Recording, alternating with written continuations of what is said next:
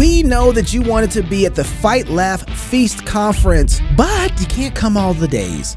We have a day pass where you can come on Saturday, where you get to hear great speakers like Pastor Doug Wilson, Pastor Jared Longshore, Pastor Toby Sumter, CrossPolitic's live show with Jason Whitlock and Megan Basham. Join us for the Sabbath Feast, where we get to laugh with comedian John Branyan, all for the low price of $99. Sign up for the day pass, flfnetwork.com. Looking forward to seeing you there at the conference. Are we live? Huh? Obviously, our producer didn't know that. All right. Good evening. It's Monday. It's 1 week before we head off to Cincinnati and then to Nashville, and then to Knoxville. What's happening in Cincinnati? It's just meetings. We got meetings. Hey, y'all. Welcome to CrossPolitic. Do you know about these meetings? Pastor Toby, Chuck Knox. I'm the water boy. It's good to be with you. MIGA is the word today. Remember MIGA. MIGA? Make Italy great again. Oh, brother. Which means MIGA, Italy's now racist. Racist. And probably hate us. Stop sending your hard-earned money to companies that hate you. It's time to build a Christian economy, and Bobo Construction, Inc. is literally doing just that. For all your construction needs, partner with Bobo Construction today for any project in California, Nevada, Washington, or Idaho. Also, if you need a cool hat, their hats are really cool. Yeah. Yes. I wear their hat regularly. They gave us. Contact Austin Bobo at A-Bobo at boboconstructioninc.com or visit the website at boboconstructioninc.com. Whatever's fair and right, that's what we do, Bobo Construction Inc. Okay, I got you guys to say real quick. Pastor Toby, we owe you an apology. This weekend, we made you do all the driving on our trip, and that was wrong. I got back, and I was exhausted, and I was like, but we made Pastor Toby drive, and he has to preach Sunday. What's wrong with you, Gabe? I drove for an hour. You just because he asked like, you to. He didn't even complain. He just did it all. I got in the back and I worked. And so if Pastor Toby has a bad read on something, it's really our fault. We should have probably been driving this weekend. What did we make? What was it? Like 10, 11, 12 hours, something like that? Yeah, 12 6 hours there, 6 he hours. Ain't complaining, but we went to Vancouver. You actually can watch the show. We released it. We went to Vancouver, Washington. My wife, she got back. She's like, "How was Canada?" I was like, "Baby." Well, baby, you married the right woman, bro. She's like, she just knows when it's time for me to get home. That's it. Hey, how's Canada? I was like, baby, I was next to Portland. I was in Vancouver next to Portland, but same thing. And we did a live show with Joe Kent, who's running for Congress in Washington. Pretty excited about that guy. Ray Reynolds, who's running for sheriff in Clark County, which includes Battleground, Washington, Vancouver, and all that stuff. And both really solid candidates. I'm pretty excited about them. It's good to see. I think this new crop of candidates that I hope doesn't fall into this establishment mindset. I really hope that doesn't happen. So anyways, that's where we went. You can catch the show. Great conversations with those guys out in Vancouver, Washington. Or Battleground Washington. Or Canada. Because that might help make some distinguishing cities. So Prime Minister, we can call her Prime Minister now. Yeah. Yes, we can. Elected Prime Minister Giorgia Meloni. Yeah. Meloni. Probably. Meloni. Maybe. I don't know. Who knows? Italy. MIGA, make Italy great again. She got elected today. Today, Monday, was the election, and she's now Prime Minister elect. Yeah. Amazing. Yeah. And so we want to give a little background because I know that I like Italy's pizza. Okay. They got this Colosseum there. You should stop before we get real racist. Come on. Right So now. that's what else? Stop. So as Americans, we're kind of oblivious, largely to political things going on in other countries. But so this is a little summary video of kind of the tension of her coming into office. Italy is revered for its history, reflected in palazzos and ruins and statues. But not all of that history is beautiful, and many fear that one particularly ugly chapter could soon repeat itself. This year marks the 100th anniversary of Mussolini's historic march on Rome, plunging the country into 2 decades of dictatorship, an alliance with Hitler, and a Second World War. Today, his fascist party is gone, but many say she is carrying the torch. Giorgia Meloni, leader of the Brothers of Italy. What was once a fringe party has ballooned into the biggest in the country, and it's now poised to lead the most hard-right government since World War II. The fundamental problem in Italy is becoming the illegal immigration. Too many immigrants. To protect the traditional family, a family composed by a mom, a dad, and sons. Italy's conservative superstar remains fiercely opposed to adoptions and surrogacy for same-sex couples. The fiery 45-year-old is comfortable with some of the hallmarks of Italian fascism, like this motto: God, fatherland, and family. That's fascism now? Yeah. Oh my goodness. Yeah. You gotta, this is, what do we call this? Propaganda. From CBS? From CBS. No. Yeah.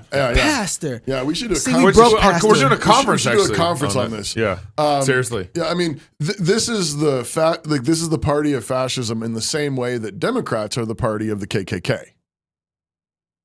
Wait a second. But the Democrats are the party of KKK. Well, are they? Yeah. They started the KKK. And I would say, and that's actually a closer connection. Yeah. But of course, they would freak out and light their hair on fire. You have literally Hillary Clinton, who is praising Margaret Sanger, who is a part of going to events with the KKK and praising what they're doing. You know, so right. But I'm just trying to show them a mirror. Like if you're going to do this, then do it. Okay. Yeah. But if you're not going to do it, then stop it. Well, I think I'll stop it. But there is so you got I would like to define fascism. Well, they just did. No, like historical. Remember your dictionary? Yeah, that Jason Farley gave you. Yeah. It's like The historical, like true definitions of words, not something that was made up in the last 10 minutes or 10 decades or 10 years. Got one of those? Fascism is authoritarianism. Authority. Wow. Come on, say it. It's a. You didn't even drive for 11 hours. I didn't on Friday and Saturday. It's dictatorial. It is. I'm just moving on. It is. The government is ruling over industry, even though industry might be separate. The government is still ruling over industry. They're in bed together. That's what fascism is. Yeah. This is not. She's not dictatorial. You want to know what fascism? That's Biden in COVID. Well, it's funny. That's Fauci working with big tech. That's what fascism is. It's I don't disagree with authoritative. that. But I think what we're seeing here is everything that the Democrats say they love, which is democracy. So you have a group of people who actually decided to vote for a particular person that they wanted to be in power, and they voted for that person. And everybody's saying it's fascism. Knox, it was the lowest electoral turnout in decades. So? Just saying. So then democracy, how come all of a sudden when they don't like it, it's fascism, but when they do like it, it's democracy? Yeah. Democracy won out here. So democracy doesn't care if it's fascism or not, right? According to democracy, it doesn't matter. It's whatever the people want. And if the people say that they want a 4'2", how tall is she? Like 5'2" or something like that? 5'4". If there's somebody... Haley's 5'2", and she said she's 2 inches taller than me, 5'4". Right. Yeah, so if the people want a 5'4" woman... Yeah.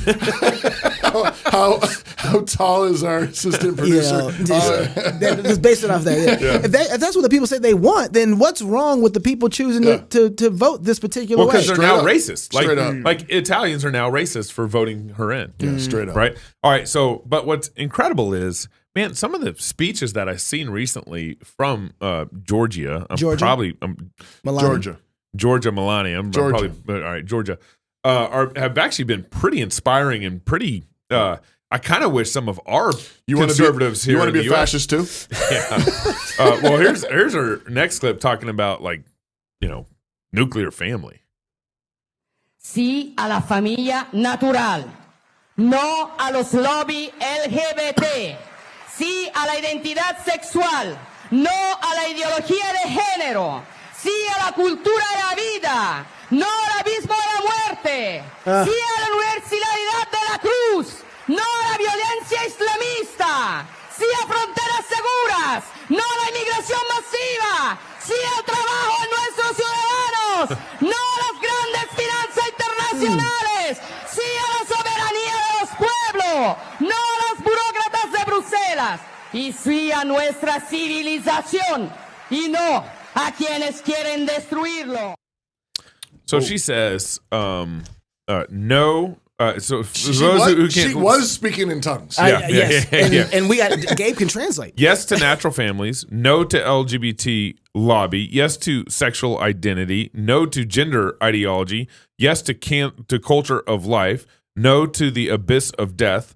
no to the violence of Islam, yes to safer borders, no to mass immigration, and yes to work for our people. That's kind of a shorthand translation of what just happened there.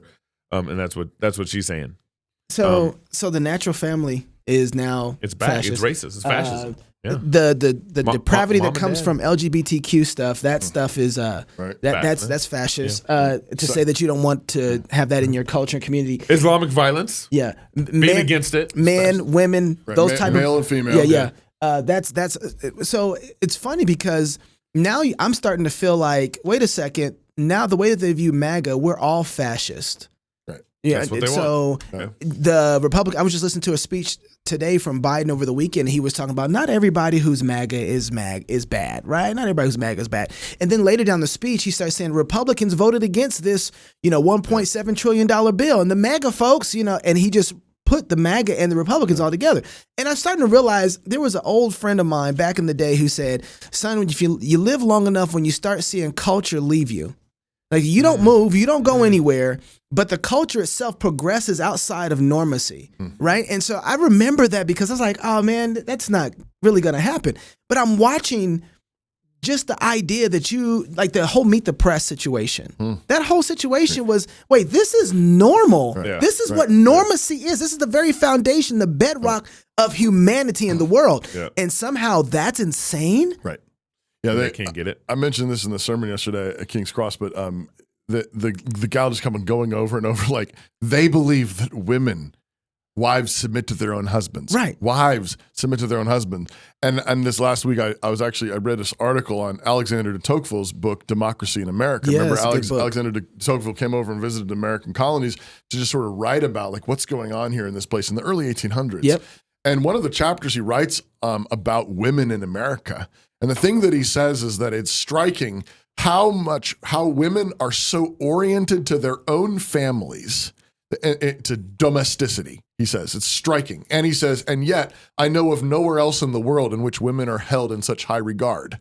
He says, if there is one thing that I would say is most striking above all else in America, it's their women.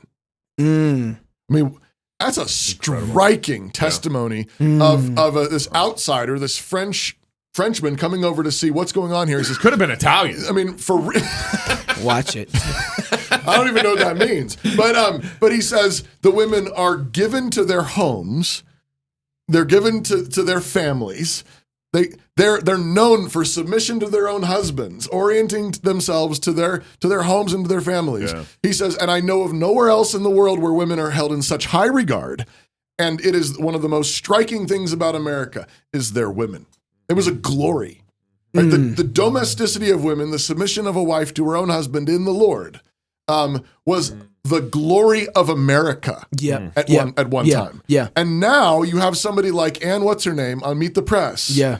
Thompson, I believe. And Thompson going on about how, like, can you believe it? Yeah. Can you believe it? They believe that wives should be submissive to their own husbands. Alexander de Tocqueville saw it and said, yes, it's striking, and it's one of the most glorious things in America. Yeah. I know of no other place where women are held in such high regard. Yeah. And I mean, talk about, the culture moving on. Yeah. I mean, this is what built America. And there's no surprise that they're after our women.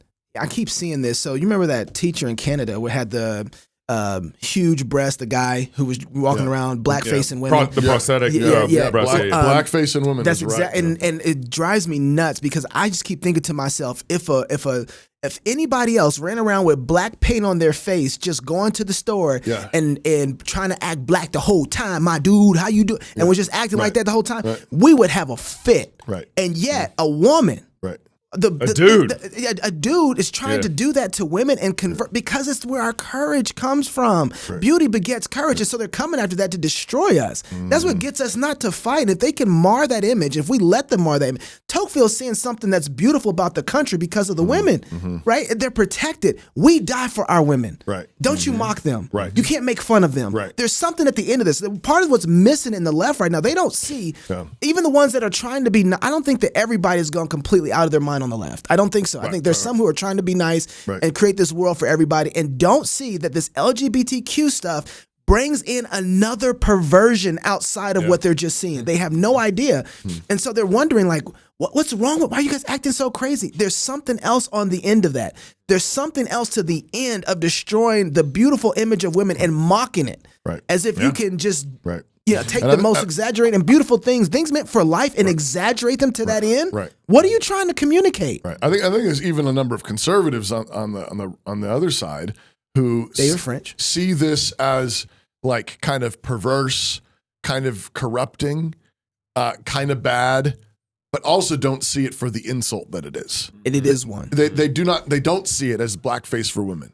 They don't like they would never be caught dead doing blackface. Right. But they see this as just sort of like, oh, it's kind of perverse. It's a little bit raunchy. Yeah. It's kind of bawdy. It's not appropriate for children. Right. But it's like, yeah, and it's insulting every real woman in the world. Where's the Greta Thunberg was her name? Yeah. Saying, how dare you? Thunberg. Yeah, Thunberg. Like, where's she at right now? Where's your how dare you? I don't have that. All I have is this Blah, one. blah, blah, blah, blah, blah. Yeah, that's fair. Yeah. So, Georgia, there's another clip where she actually hits on some of the things that we're talking about right now. Potrei farne tante altre di queste domande.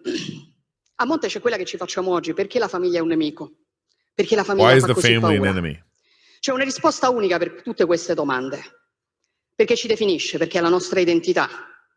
Perché tutto quello che ci definisce in questo tempo è un nemico, per chi vorrebbe che non avessimo più un'identità e che fossimo solamente schiavi, consumatori perfetti.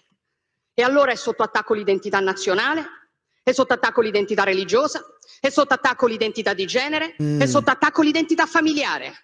Non devo potermi definire italiana, cristiana, donna, madre, no. Io devo essere cittadino X, genere X, genitore 1, genitore 2, devo essere un numero. Wow. Perché quando sarò solamente un numero, quando non avrò più un'identità, quando non avrò più radici, allora sarò lo schiavo perfetto in balia della grande speculazione finanziaria. Il consumatore perfetto. She kind of gave me goosebumps. E questa è la ragione per la quale...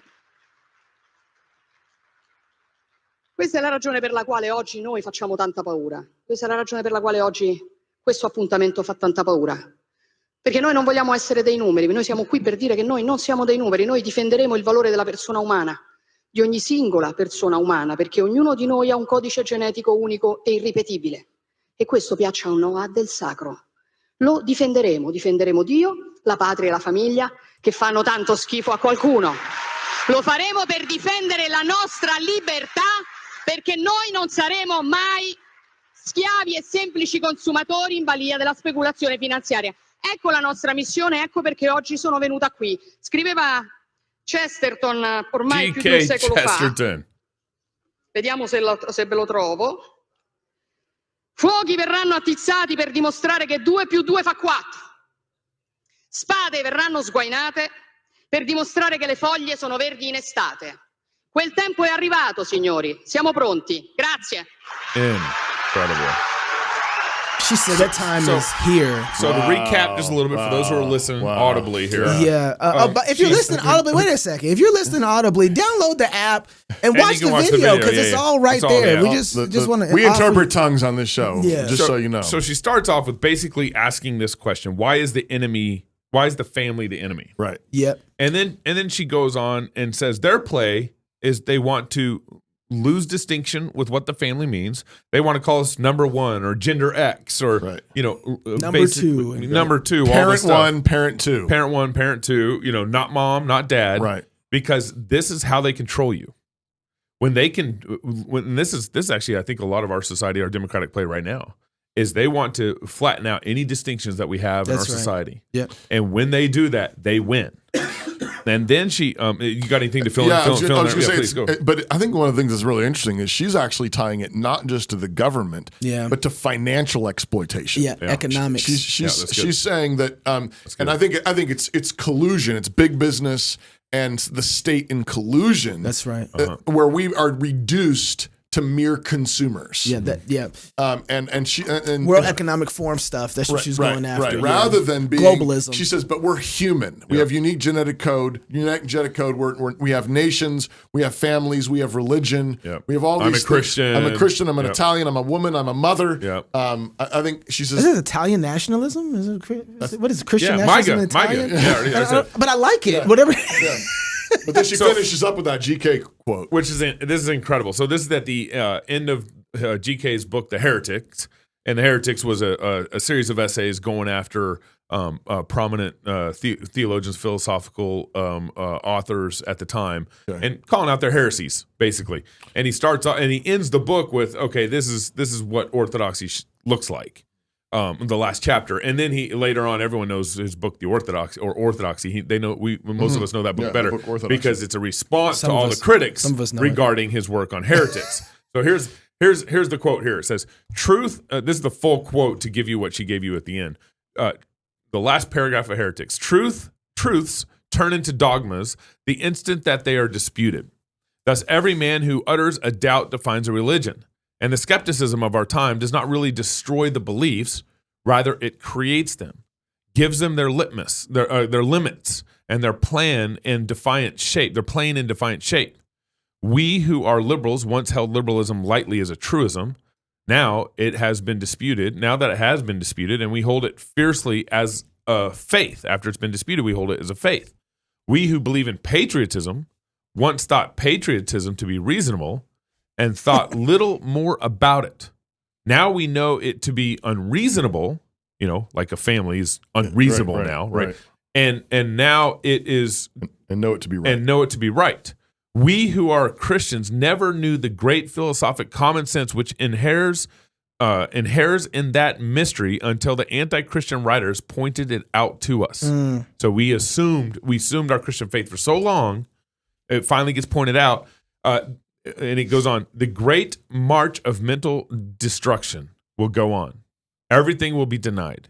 Everything will become a creed. It is a reasonable position to deny the stones in the street. That's reasonable. It'll be a religious dogma to assert them. Right. It'll become like religious faith to say, no, there really are stones in the street because the reality everyone denies them. It's being denied.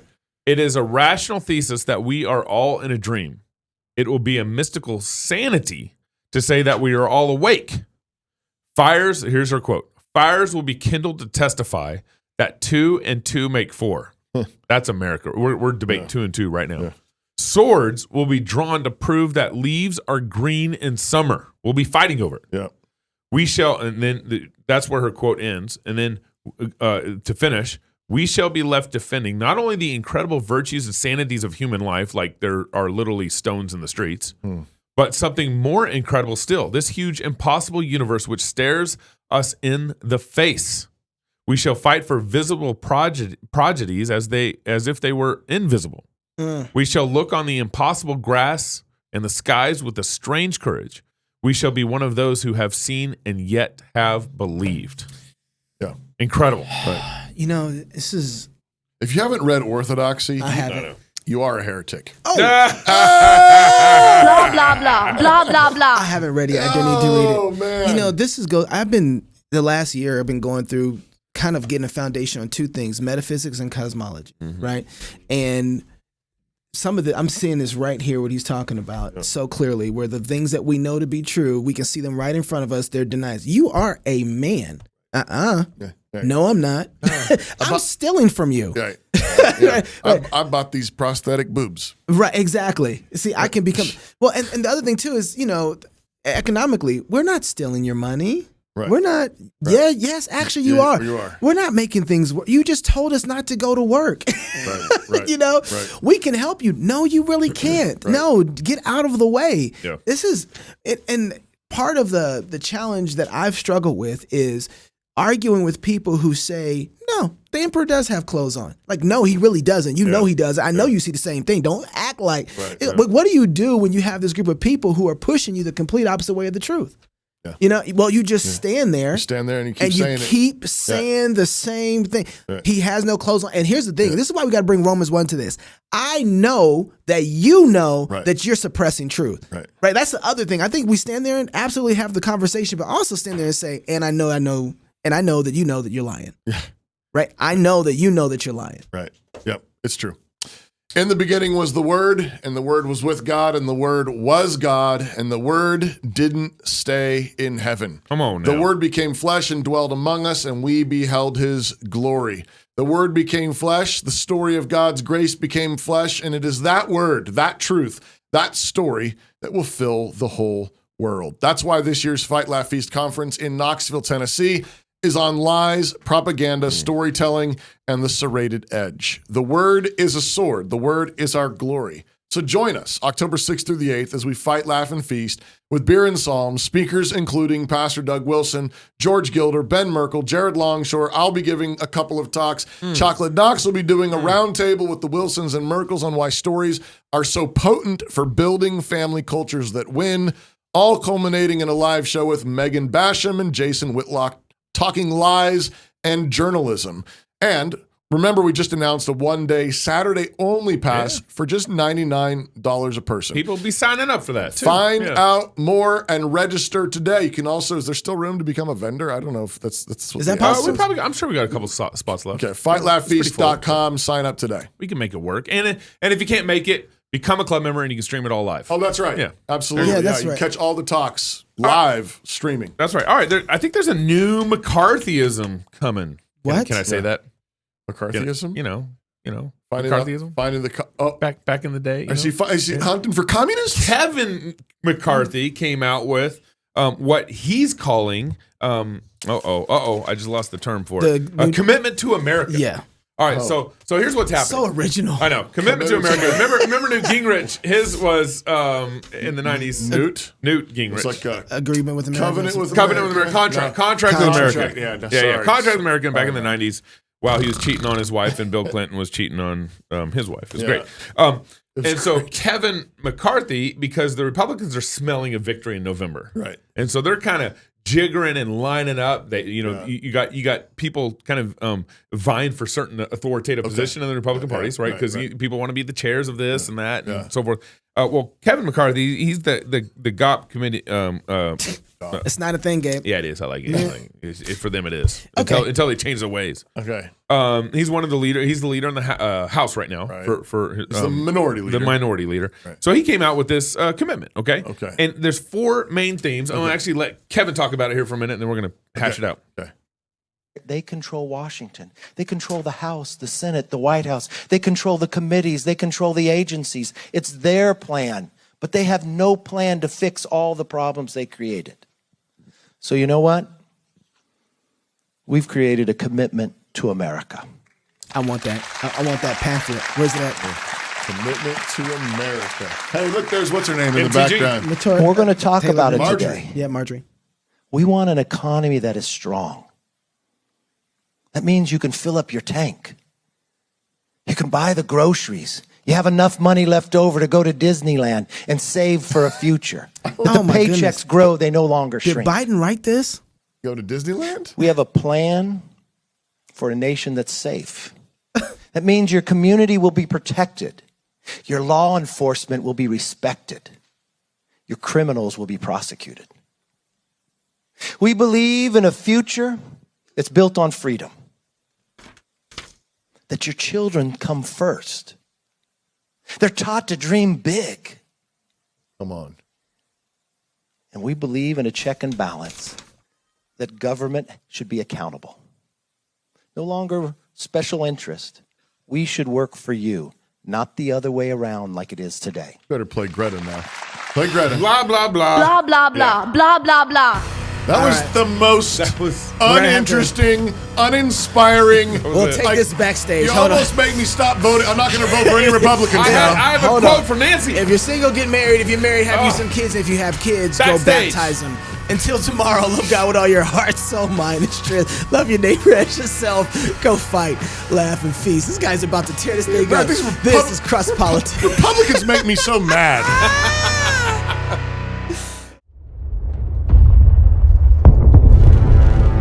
It is the duty of the free man to resist tyranny at every turn.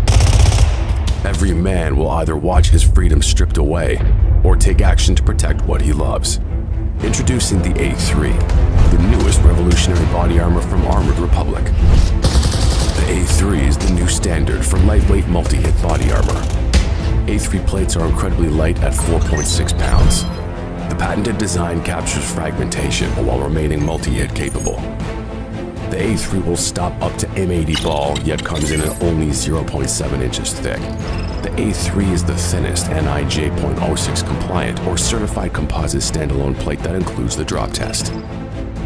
The A3 is the first of its kind, patent pending, that combines an alloy strike face with polyethylene backing, revolutionizing body armor technology by providing strength and durability while remaining sleek and maneuverable.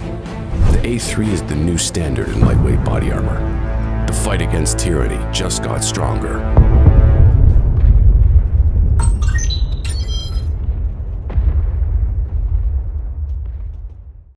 Hi, I'm Robert Borton, CEO of Classical Conversations, the world's largest classical Christian homeschooling community.